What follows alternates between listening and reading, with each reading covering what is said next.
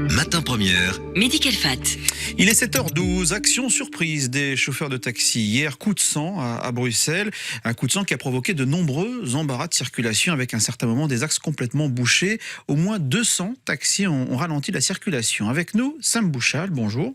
Bonjour. Vous êtes secrétaire général et porte-parole de la FEBET, la Fédération belge des taxis. Alors on sait que le plan imaginé par Pascal Smet, le ministre compétent à Bruxelles pour les taxis, est en cours d'élaboration. Alors pourquoi ce coup de sang maintenant ? Écoutez, ce coup de sang, d'abord, je voudrais dire qu'il n'a absolument pas été organisé. C'était une action totalement spontanée.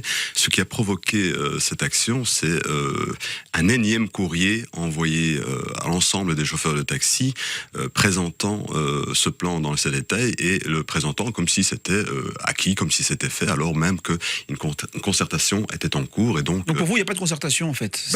Écoutez, si d'un côté on prétend concerter le secteur et de l'autre on avertit les acteurs de ce secteur comme quoi les dispositions dorénavant seront telles, et évidemment on peut se poser des questions sur cette concertation. Alors hier, Pascal Smet était l'invité de Soir Première avec Arnaud Reussen. Il a parlé d'exploitation de chauffeurs de taxi, de faux salariat omniprésents dans votre secteur. La licence personnelle, il milite pour ça, hein, c'est-à-dire chaque chauffeur a sa licence. Vous êtes contre ? Écoutez, je voudrais revenir, parce qu'évidemment j'ai écouté attentivement l'interview du ministre hier, je voudrais revenir sur certains points, parce que le ministre, dès qu'on lui tend un micro, évidemment ne perd jamais l'occasion de bien salir ce secteur qu'il prétend oui, par ailleurs. Il a parlé de problèmes d'honnêteté dans le secteur des taxis dont beaucoup de Bruxellois et de touristes se plaignent. Oui, c'est une constante chez le ministre, hein. Il prétend qu'on fait fuir les hommes d'affaires, il prétend qu'il y a énormément de plaintes. Je voudrais juste vous donner quelques exemples. Au niveau des plaintes, l'année passée, 427 plaintes pour 5 500 000 trajets.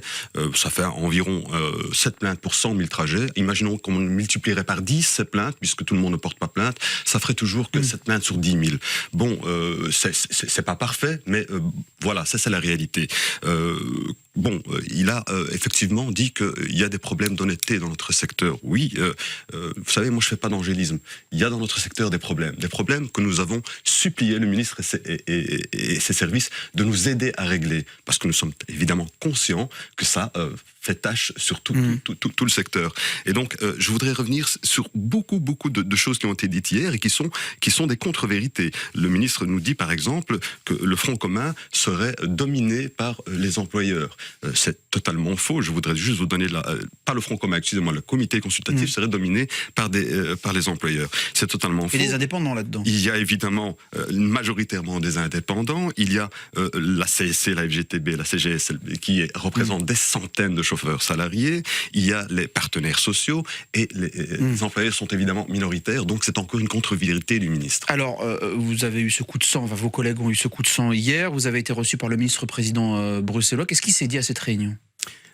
On n'a pas été reçu par le ministre-président lui-même, mais par son cabinet. Nous avons juste demandé, puisque nous sommes toujours en concertation, nous avons demandé à ce que cette forme de propagande qui est utilisée par le ministre, totalement scandaleuse, parce que finalement, que fait le ministre ? Le ministre utilise les services administratifs, qui sont des services qui doivent s'adresser au public pour leur enseigner, et bien comme une courroie de transmission pour défendre, argumenter un plan qui, par ailleurs, est toujours en discussion, et finalement s'en sert comme un produit de lobbying. C'est totalement inacceptable.